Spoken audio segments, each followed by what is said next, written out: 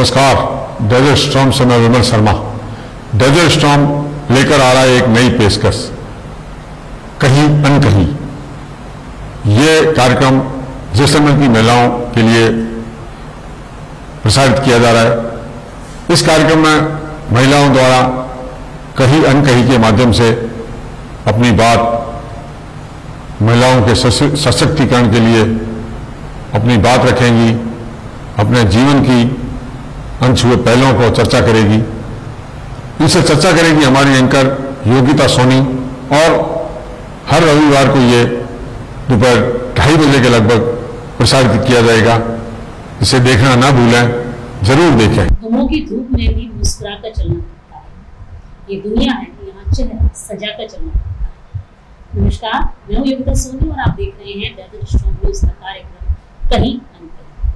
जैसा कि हमने आपसे वादा किया था कि हम कोशिश करेंगे कि इस बार हमारी कड़ियाँ न टूटे, तो आज की कड़ी में हम आपको मिलवा रहे हैं ऐसी सिस्टर सेलेब्स से जिनकी जोड़ी जैसलमेर में अमूमन सब जगह होते हैं। दोनों ही अपने अपने क्षेत्र में अपनी पहचान रखती हैं। तो आइए मिलते हैं पूजा हरवानी से, जो कि ब्यूटी और वेलनेस वोकेशन ट्रेनर, और सुमन हरवानी से जो कि आकाशवाणी में उद्घोषिका भी है और अपनी सिस्टर को भी हेल्प करती है। शायद मैंने सही इंट्रोडक्शन दिया है। शुरुआत में आपसे करूंगी पूजा जी। आपने भी जो अपना मतलब एक पहचान के तौर पे बताया ब्यूटी एंड वेलनेस, ये क्या है, मीनिंग क्या है, ये किस तरह से होता है? ब्यूटी वेलनेस एक्चुअली में वोकेशनल ट्रेनिंग्स होती हैं इसमें, एंड बहुत काफी सारे सेक्टर्स हैं इसके अगर देखा जाए तो, लेकिन बेसिकली मेरा फील्ड यही है ब्यूटी एंड वेलनेस का। तो मैंने ब्यूटी एंड वेलनेस का सेक्टर चूज किया था 2014-15 में मैंने इसमें ज्वाइनिंग की थी, एंड मुझे 10 इयर्स हो गए इसमें। अभी कंटिन्यू मैं इसमें 9th to 12th की गर्ल्स को ब्यूटी एंड वेलनेस की ही ट्रेनिंग देती हूँ एज ए ट्रेनर, और उसमें उनको सिखाती हूँ जो भी इनमें सैलून में जो भी कार्य किए जाते हैं, जो भी काम होते हैं, ताकि वो अपने पैरों पे खड़ी हो सके और कुछ तो कुछ उनके हुनर हाथ में आ जाए।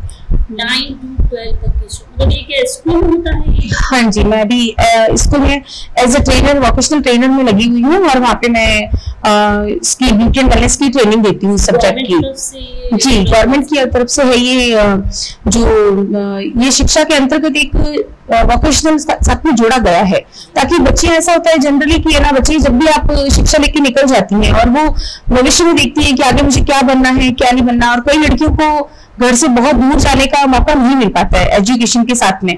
तो ये गवर्नमेंट ने एक स्कीम ऐसी निकाली थी वोकेशनल ट्रेनिंग की कि इसके अंदर वोकेशनल ट्रेनिंग को शामिल किया गया एजुकेशन के साथ में, ताकि वो इसमें अपना कुछ भी हुनर, जैसे हमारे यहाँ पे है, जो हमारे स्कूल में है सेक्टर, वो है beauty and wellness and health care.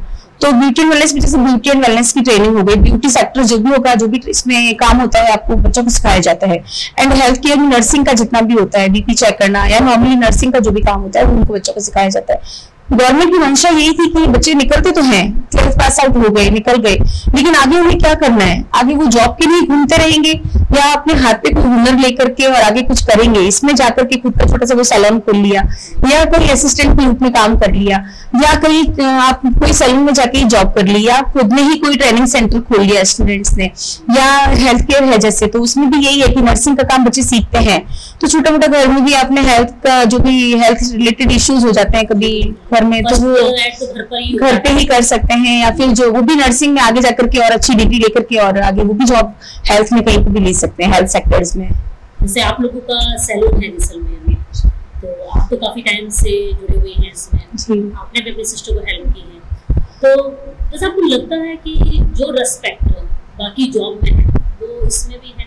Sonal आपको? बिल्कुल, कहीं ना कहीं मैं तो ये कहूँगी कि आप जो भी काम मेहनत से कर रहे हैं और अपने दम पे कर रहे हैं, उस हर काम में रेस्पेक्ट है। कोई भी काम छोटा नहीं होता है।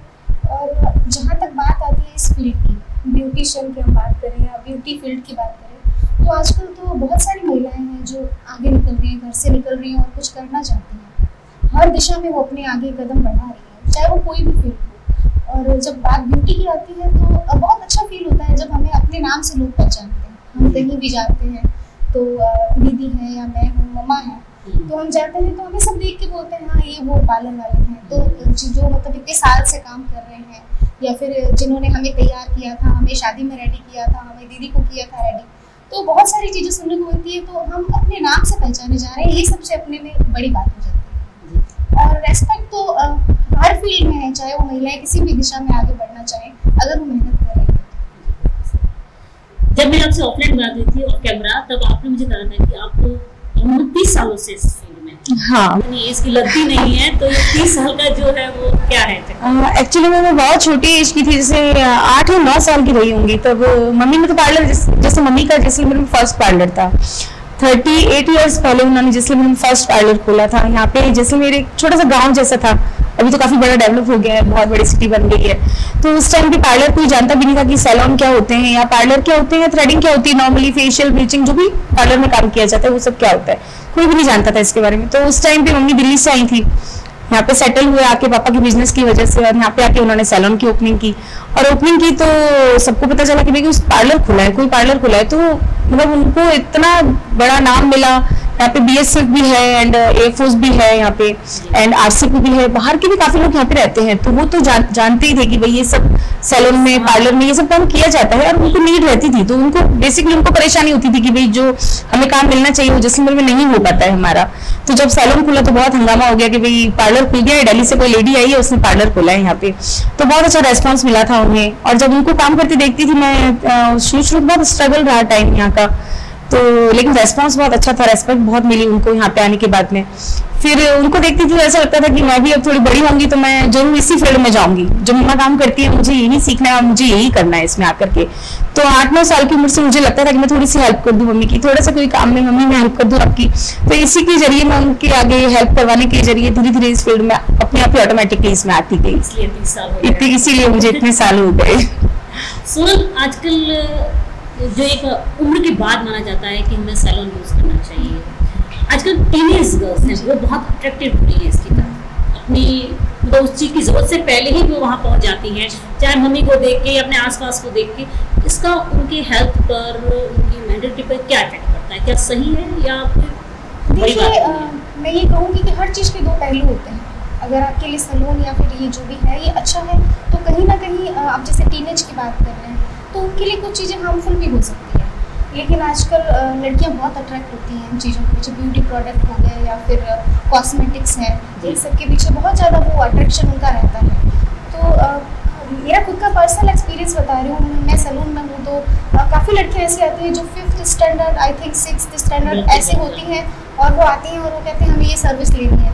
तो हम उन्हें समझाते हैं कि आप बहुत छोटे हो इनके लिए, लेकिन उनके माइंड में रहता है कि नहीं हम इससे बहुत सुंदर हो जाएंगे। और जहाँ तक बात आती है मैम, ये है कि जो स्कार्स हो गए फेस पे या फिर फाइन लाइंस हो गई, और जो अपना स्किन जो नेचुरल मॉइस्चर होती है वो एज होती है आफ्टर 30 और 35 के बाद की एज। हमें जो एज सारे जो ट्रीटमेंट है उनकी तब आवश्यकता होती है कि हमें वो ट्रीटमेंट लेने जाना चाहिए। और जब हम बात कर रहे हैं टीनेज की, तो 15 और 16 ये एज की लड़कियां हैं, तो वैसे ही नेचुरल उनकी जो ब्यूटी होती है वो बहुत अच्छी होती है, स्किन बहुत अच्छी होती है, स्किन में मॉइस्चर बहुत अच्छा होता है, तो उनको इतनी ज़रूरत नहीं रहती। तो हमें उनको उस दिशा में समझाना चाहिए कि आपके लिए क्या उस समय की नहीं, आप मत कराइए। बिल्कुल, हम उन्हें समझाते हैं तो उन्हें थोड़ा सा फील होता है कि आप हमें क्यों कह रहे हैं, मना कर रहे हैं, लेकिन कहीं ना कहीं उनको समझाना भी जरूरी है कि आप जो घर पे केयर करते हैं अपनी स्किन की वो अच्छा है। आप अपने किचन में से कुछ प्रोडक्ट ले सकते हैं, नेचुरल चीज़ें ले सकते हैं, बेसन ले सकते हैं, दही का यूज़ कर सकते हैं, बहुत सारी चीज़ें आपको किचन में भी मिलती है, तो वो भी आप यूज़ कर सकते हैं। लेकिन अगर बात कॉस्मेटिक की है और ये जो केमिकल है, तो इनकी तरफ थोड़ा सा उनको समझाना हमें पड़ता है कि आप इस दिशा में थोड़ा सा रुक के आगे बढ़ें। सही है, मतलब कहीं ना कहीं आपको अपने जो प्रोफेशन है उसमें भी उनको रोकना पड़ता है कि नहीं, अपना मतलब वो फायदा देखने की बजाय एज अ इंसानियत के तौर पे आपको उन्हें समझाना पड़ता है कि आपको ये चीज़ नहीं करनी चाहिए। जैसे सैलून आजकल बेसिक नीड हो गया है, अमूमन हर कोई, एक एज के बाद तो छोटे समय में बताया कि टीनेज भी जा रही हैं, तो अगर आप 25 या 20 के बाद भी जा रहे हैं तो क्या मतलब बॉडी पे नुकसान होता है इसको रेगुलर यूज करने से, रेगुलर आने से, या हमें एक टाइम पीरियड का डिस्टेंस रखना ही चाहिए? देखिए ऐसा होता है कि जो ये देखिए, आप जितना भी आप कहें कि सेफ है या केमिकल नहीं है, अब जब तक केमिकल नहीं होगा तब तक वो स्किन पे 100% रिजल्ट नहीं देगा, या हेयर्स पे या कोई भी आप जो भी ट्रीटमेंट लेना चाह रहे हैं। तो बेसिकली ये होता है कि आप ना थोड़ा सा गैप भी जरूरी है हर चीज में, अति भी हर चीज की बहुत खराब होती है। तो हाँ, डिस्टेंस आपको मेंटेन रखना चाहिए, प्लस आप घर पे भी थोड़े कीजिए तो आपको बहुत जल्दी इन चीजों की आवश्यकता अगेन नहीं पड़ेगी। जैसे आप 1-1.5 महीने का डिस्टेंस ले लीजिए, गैप ले लीजिए। कुछ ऐसे बहुत हाई केमिकल वाली जो चीजें होती है जैसे ब्लीचिंग हो गई या फिर अदर जो स्क्रबिंग हो गई, काफी ऐसी चीजें हैं जिनको बहुत जल्दी जल्दी ना करवा करके 2-3 महीने का 5 महीने का गैप लेके फिर आप लेते हैं तो वो ज्यादा ठीक रहता है। या पीलिंग्स हो गई तो ये आपको बहुत जल्दी नहीं लेना चाहिए।